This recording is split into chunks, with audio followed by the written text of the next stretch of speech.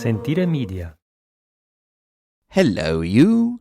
You're listening to A History of Italy.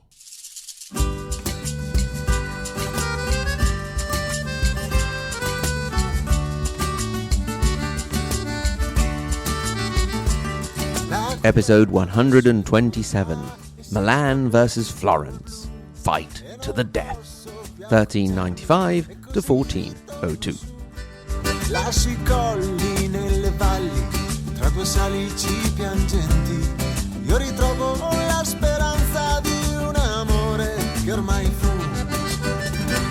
Before we get started, a word from our sponsor.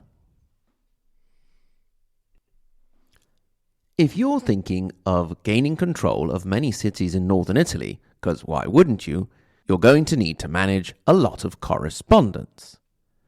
If you're looking for ways to skip the trip to the post office, and believe me, if you're in Italy, you really want to avoid the trip to the post office and dodge all the hectic holiday shopping traffic, why not save time and money with Stamps.com? Stamps.com lets you compare rates, print labels, and access exclusive discounts on UPS and USPS services all year long. It just makes sense, especially if your business sends more mail and packages during the holidays. Whether you're selling online or running an office or side hustle, Stamps.com can save you so much time, money, and stress during the holidays or your Siege of Bologna. Access all the post office and UPS shipping services you need without taking the trip and get discounts you can't find anywhere else, like up to 40% off USPS rates and 76% off UPS. Going to the post office instead of using Stamps.com is kind of like taking the stairs instead of the elevator. Just going up a couple of floors? Sure, take the stairs. Walking up 30 flights a day? You could use a break. If you spend more than a few minutes a week dealing with mail and shipping, Stamps.com is a lifesaver.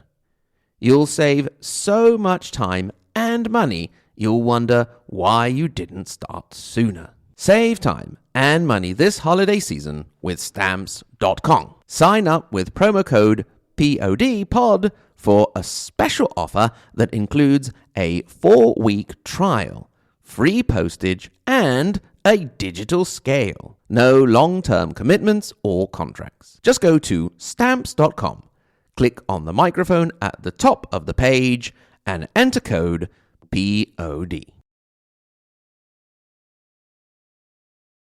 In the last episode, we accompanied Gian Galeazzo Visconti as he did away with his uncle, Bernabo, and then proceeded to consolidate and expand the influence of Milan to the point that he became so powerful he felt the need to be made at least a duke, although he would have liked to become a king. He had managed to be nominated duke by looking around for a higher authority, which he found in the King of Germany and potential Holy Roman Emperor Wenceslas. Now, the move on the part of Milan did not please the French king at all, and was perceived as an anti-French maneuver. This pushed France into the arms of Milan's arch-enemy, Florence, who managed to sign a treaty with the French, thanks also to the diplomatic skills of two envoys, members of the most prominent families in Florence at the time, Bonaccorso Pitti and Maso degli Albizzi. It is the latter family in particular, the Albizzi, who had come to dominate the Florentine scene more and more between the end of the Ciompi revolt in 1378 and this treaty with the French in 1397. They had done it in a very crafty manner. So crafty, as Blackadder would say, that you could have stuck tails on them and called them foxes. They had not made an open grab for power, but were managing to control the politics of the Republic by influencing voting and placing key people in key positions. One more thing we need to mention is that when we talk about the Republic of Florence, we don't just mean the city of Florence, but also the nearby controlled cities. However, these did not yet include all of Tuscany. Indeed, important cities such as Pisa, Siena, and Lucca were all out of the grasp of the Florentines, a situation which had allowed more wiggle room for the Visconti of Milan. These two examples, that of Milan and Florence, underline the trend in the 14th century away from single city-states and towards regional ones in northern Italy, something that had already been happening for centuries in the south with the Kingdom of Naples. Anyway, Florence had managed to hook up with France. Collaboration between the two had started over the question of the city of Genoa, which had actually fallen under French control, not by way of force, but by way of diplomacy, since they had managed to exploit internal divisions to get the city to hand itself over to the French crown. We will go into greater detail of this when we swing back up to Genoa and catch up with them. For the moment, suffice it to say that we now had what could be identified, with some debate I suppose, as a foreign power directly controlling an Italian political entity. An ominous sign of times to come. The nature of the treaty between France and Florence was defensive. Basically, if either was attacked by anyone else, then the other partner in the treaty would intervene to help. If by pure chance the attacker happened to be Milan, the treaty also included a clause for how Florence and France would divide up the Milanese lands which would be taken in the ensuing war. This was obviously bad news for Milan, who, thanks to an extensive network of spies, found out almost immediately and decided to open up talks with Florence since they had onboarded such a formidable force. Gian Galeazzo Visconti, if you remember from the last episode, we decided to call him Gigi, sent envoys to Florence, although nobody on any side was under any illusion that they were actually there to talk peace. Indeed, these envoys were mostly spies sent to keep an eye on what was going on. The proposed treaty from Milan was one against the mercenaries, which were causing havoc particularly in Tuscany, despite the fact that all sides generally used the mercenaries, as we have seen, as did Milan and Tuscany, often against each other. For example, in this period, Alberigo da Barbiano, having been hired by Siena, had made it all the way to the gates of Florence.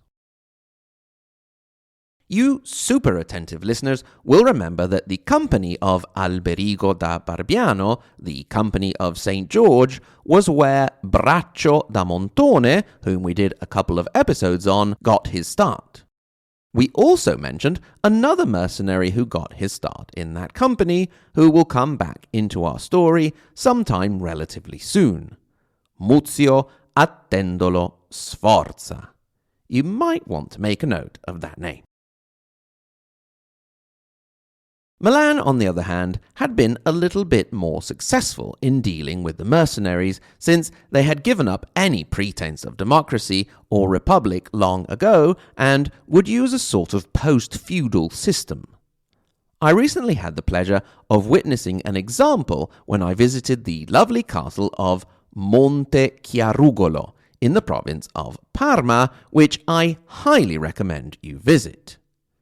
This castle was built in the early 15th century by the Torelli family.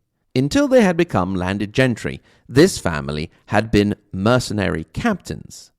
They had been, among others, at the service of the Visconti family, and it was indeed the Visconti who gave them a nice piece of land where they could settle down. In this way, the Torelli family had somewhere they could settle their weary fighting bones and start a little dynasty.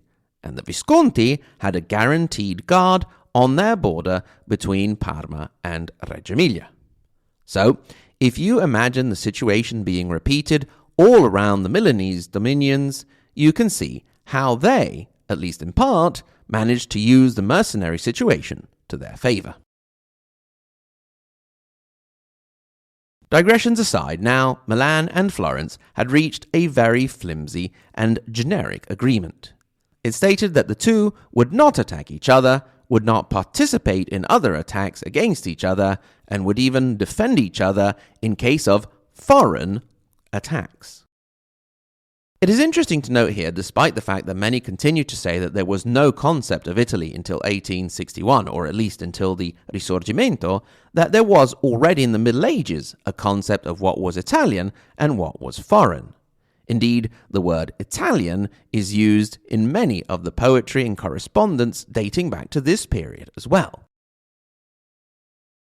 Then, of course, you could argue, and I would agree, that the idea of a united Italy did not come from a sense of patriotism, but from a sense of, I want it all, and I want it now. Gigi, when the ink on the agreement had not even dried yet, indeed he had already started to do everything he could to meddle in the Franco-Florentine alliance, and the Florentines themselves started to have doubts of their own. When the time really came around, would the French deliver on their promises? Milan was not just going to sit around and wait in any case, so when the first chance presented itself, they took it. The chance presented itself thanks to the Gonzaga of Mantova, who, seeing the situation with the new alliance with the French, thought it seemed like a winning horse and decided to back it, switching sides away from Milan.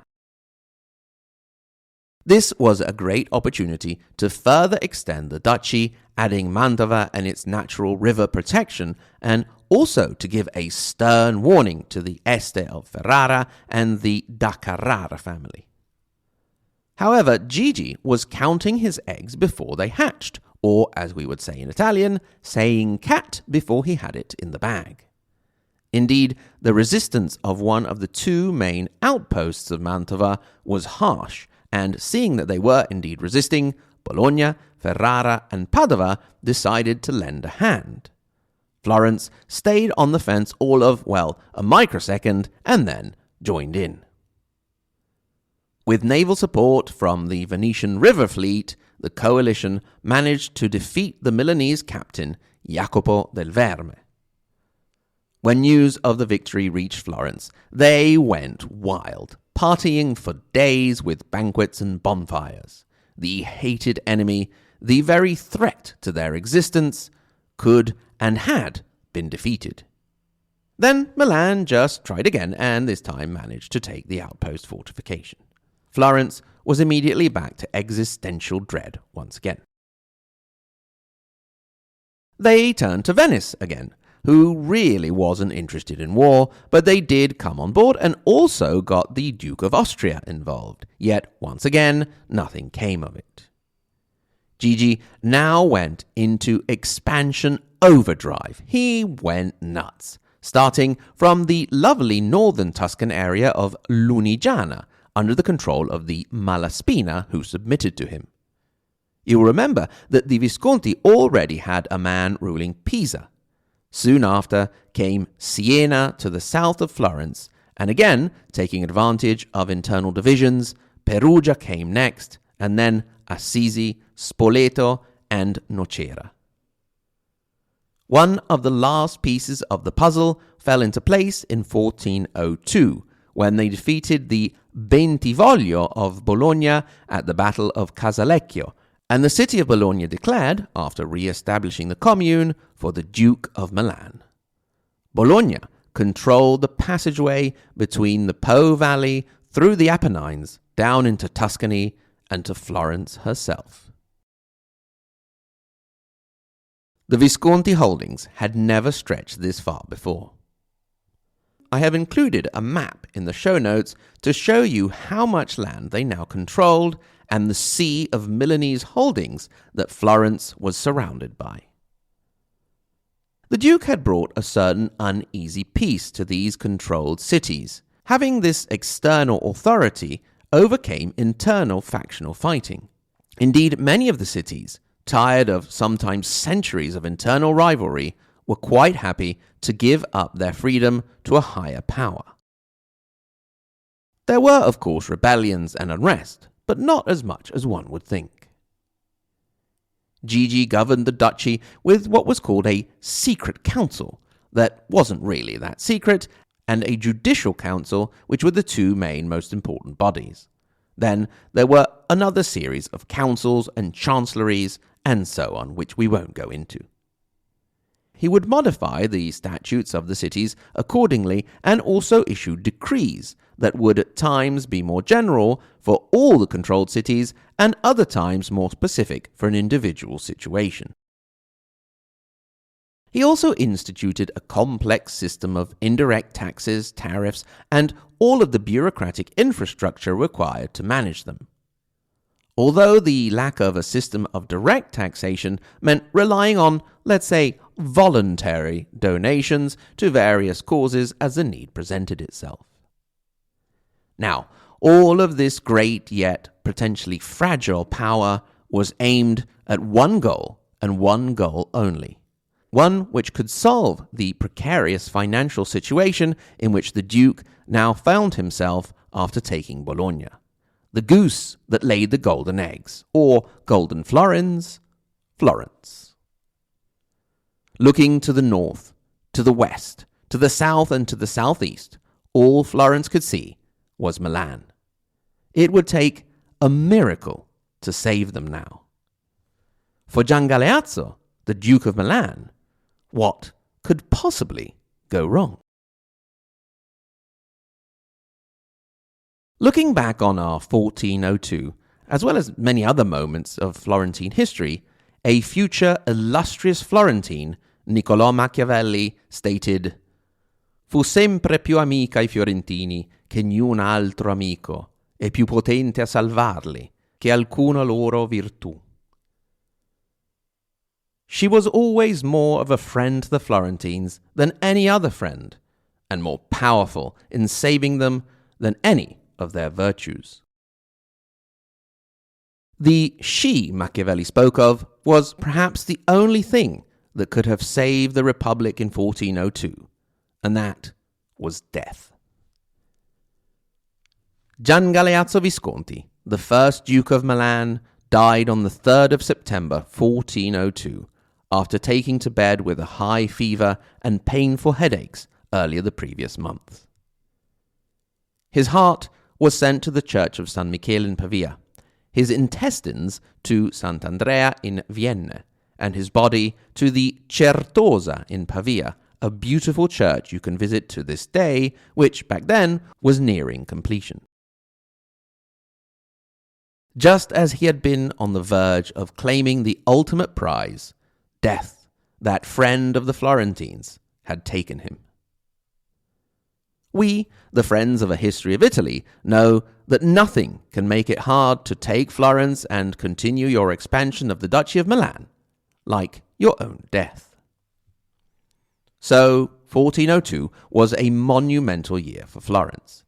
Seemingly the most important element was the death of the Duke of Milan. However, that same year, a man was elected prior for the first time in Florence. A man from a fast-growing banking family who had for decades now been on the scene, but always in the background except for the occasional distant cousin popping up and doing something.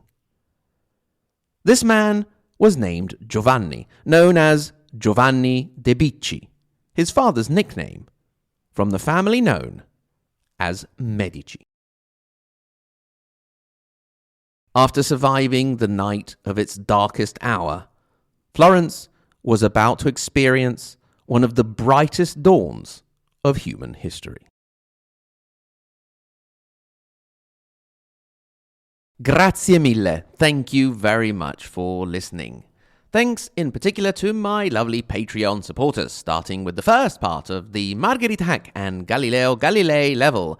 Alison H, Amanda D, Anthony G, Bill S, Brian J, Carrie C. Lane, Dean V, Dominique T, Emily B, Federica R, Francisco A, Gabriel S, Graeme, Greg, Ignazio, Il Valentino, James C, Jane J, Jeff M, Jeffrey, Joseph S, Juan Diego, Julia G, and Old John in Milwaukee. Also, welcome to the group to Cindy M. Welcome aboard, Cindy, and thank you for your support. Not to forget, of course, the tippy-top Maria Montessori and Antalighieri level Paolo, Lisa K, Andrew M, Brandon S, David A, Peter W, Kevin O, David L, Renat, David C, Oak, and Sen. Remember, if you want to get in touch, you can do so. hello@ahistoryofitaly.com. At the same URL, you can click through to the support page and become a Patreon supporter. This week, we are also releasing another episode of News Cappuccino and the Sketches. Once again, thanks very much to you for listening. Yes, you. And until next time, arrivederci.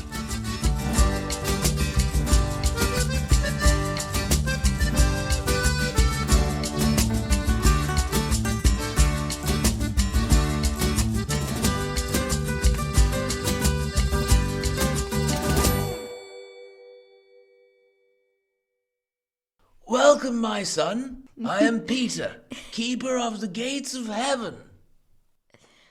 Oh, I made it to heaven? Really? After all the fighting the Pope and excommunicating my father? When that? Well, you know the big guy has become more forgiving since the whole New Testament business. Plus, the popes are not exactly being good little boys now, are they? They can't even decide on a single one. Plus, all of the religions have got it wrong anyway, except for one.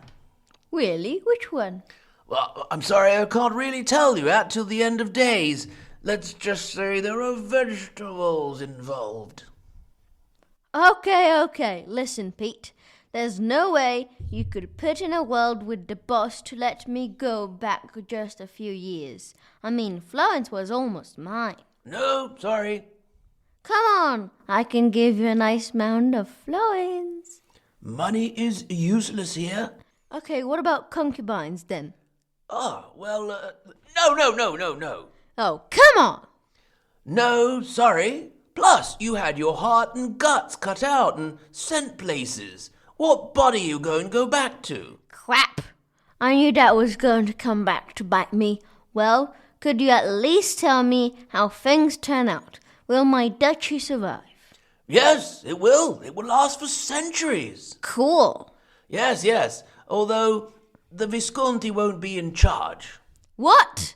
We don't lose to those Florentines, do we? I swear, if I could haunt someone and I... No. Sforza defeats your son and then marries into the family. Sforza? That dirty low-life mercenary? Yes. But it's all quite grand, and it stays independent for a bit. What do you mean? Well, at a certain point the French get it, and then you get it back, and then the Spanish, and then the Austrians, and more or less until Napoleon comes along. Who? Oh, he's some French general. Oh, I'll bet he won't conquer as much stuff as I did. Well... Never mind. Is that all you can tell me? Isn't there any good news? Well... in the distant future, a man from Milan will control 3 television channels, and the serpent of the Visconti will be displayed upon them. Okay, I have no idea what that means, but it sounds good. Yes, he will rule over all of Italy 3 times. Really? Well, that's what I'm talking about. Will he set up kingdom? Well, he would have liked to, I bet. Well, will his reign end in glory? Say it all again. Will his reign end in glory? Well, he's not quite done yet, but after bringing the country to the brink of financial ruin, he will then be involved in a scandal with underage girls, and then be condemned for tax fraud and end up doing community service in an old folks' home. Oh, kind of makes me wonder if it's all worth it. Well, you know, ashes to ashes and all of that. Enjoy your stay.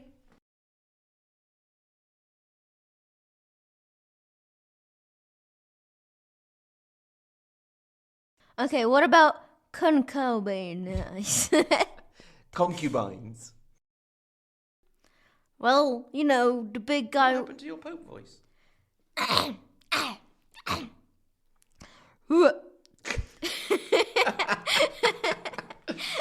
the one you used to do like this. Well... Sounds like Kermit the Frog.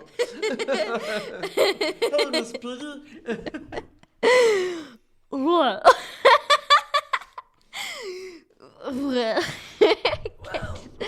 well, I can't do it. Well, shall we switch back, or do you just want to do it in a normal voice? Well, Okay, it's whatever you do, Peter. Okay. Sentire Media. Hey, podcast producers and show hosts. Do you want to join a podcast network that celebrates all things Italian? At Sentire Media, we understand the allure of Italy and its unique culture. Our devoted team of hosts and producers are all driven by their shared passion for Italy. And we work tirelessly to create the best lifestyle podcasts and content that will whisk you away to the very heart of Italy. With us, you can savor the mouth-watering flavors, get lost in the stories from the past, break down the cultural barriers, and truly immerse yourself in the vibrant traditions of this intoxicating country. If you have a great podcast idea or are already in production and would like to join Sentire Media, head over to sentiremedia.com, that's SENTIRE media.com, and find out how to submit your show.